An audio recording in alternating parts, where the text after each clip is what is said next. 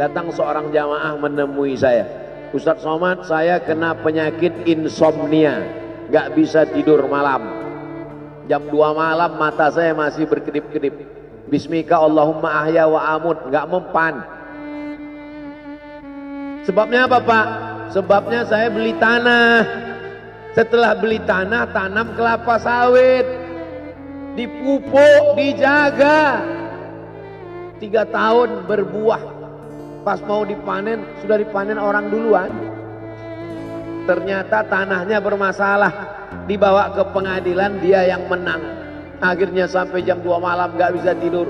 Apa yang terlintas dalam pikiran? Kenapa beli tanah, kenapa tanam sawit, kenapa beli tanah, kenapa tanam sawit, kenapa diambil orang, kenapa dulu gak ternak ikan aja, kenapa gak ternak puyuh.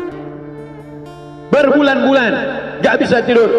Akhirnya pergi ke psikiater.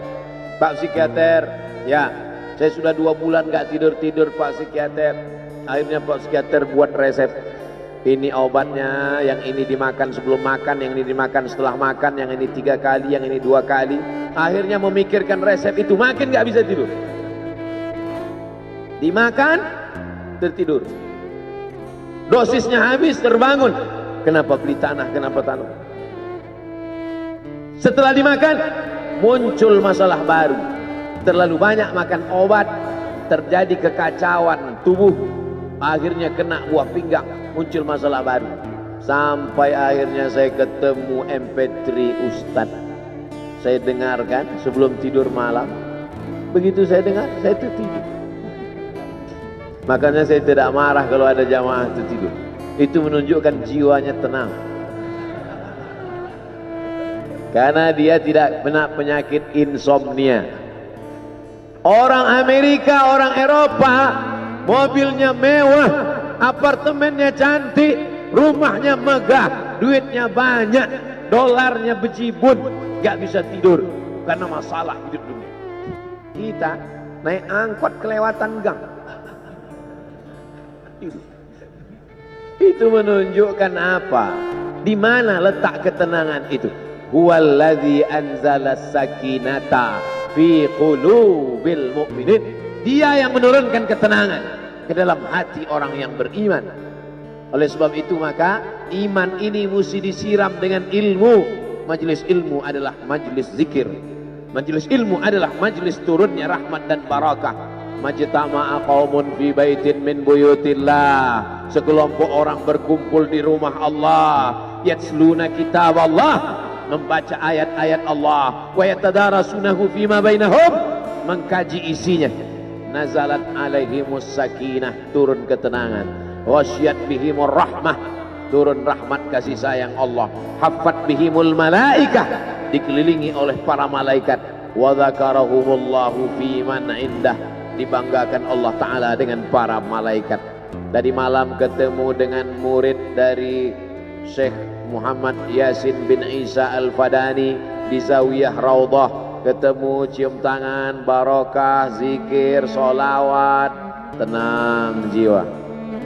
Lalu kemudian subuh ini ketemu dengan Abah Raud, ketemu dengan para penghafal Quran, ketemu dengan santri-santri, tenang jiwa. Tidak ada yang menenangkan jiwa ini selain daripada majelis zikir, majelis ilmu. Betapa meruginya ayam-ayam mati di lumbung padi. Benih tidak disiram, mati. Benih yang disiram dengan majelis ilmu tumbuh, tapi tidak berbuah. Maka mesti disiram pakai pupuk buah. Datang konsultasi. Ini kenapa tidak berbuah? Kenapa ini tidak berbuah?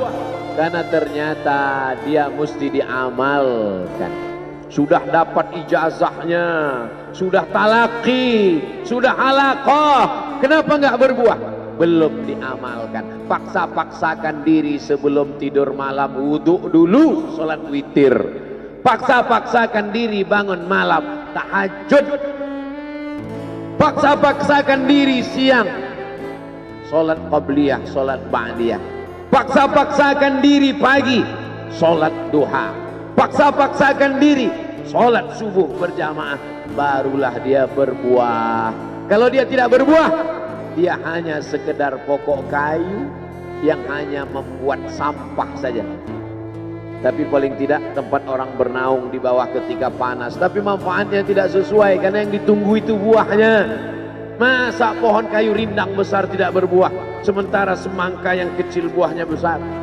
Oleh sebab itu maka mesti berbuah. Benih disiram, berbatang, berputih, berbuah. Buahnya ranum, cantik dan indah. Begitu dibelah tak bisa dimakan. Kenapa? Ulat semua isinya. Oleh sebab itu mesti dijaga. Benihnya disiram. Apa yang bisa menjaga ini? Diprotek dia. Kenapa apel tidak dimakan ulat? Bukan karena ulat tidak sanggup beli apel, tapi karena disemprot pestisida. Ulat tahu ini ada pestisidanya, maka dia tidak makan. Kita nggak tahu, dimakan. Ikan asin tidak dikerubungi lalat. Tidak ada satupun lalat yang hinggap di ikan asin. Kenapa? Karena lalat tahu ikan asinnya pakai formalin. Manusia nggak tahu. Pintar mana manusia dari lalat? Jangan jawab. Akhirnya orang makan, menumpuklah pestisida dan formalin dalam darah. Apa namanya? CANCER, cancer. Karena dia tidak larut dalam tubuh.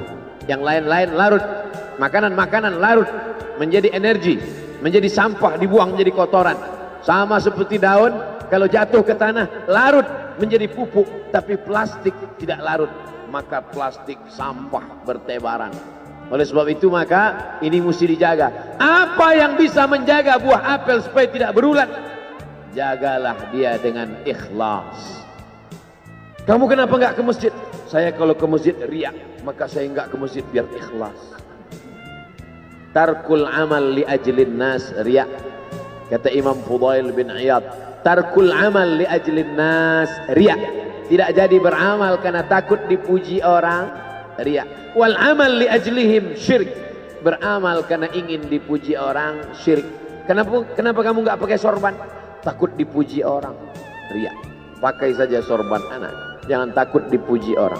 Pakai sorban, yakinkan dirimu. Baik. Ustaz, kenapa nggak pakai sorban? Ada masanya nanti pakai sorban. Tarkul amal li ajlin nas riya. Tapi beramal, tapi saya nggak tahan Pak Ustadz, dipuji orang. Luruskan, karena pujian pasti akan selalu datang. La'atiyannahum min baini aydihim wa min khalfihim wa an aymanihim wa an syama'ilihim. Datang dari depan, dari belakang, dari kanan, dari kiri, dari dalam. Alladzi yuwaswisu fi sudur, dari dalam, dari depan, dari belakang, dari kanan, dari kiri, dari dalam, dari dua aspek, minal jinnati wan nas, dari yang zahir, dari yang batin, berdatangan dia. La ughwiyannakum, aku akan goda anak cucu Adam. Sampai kapan?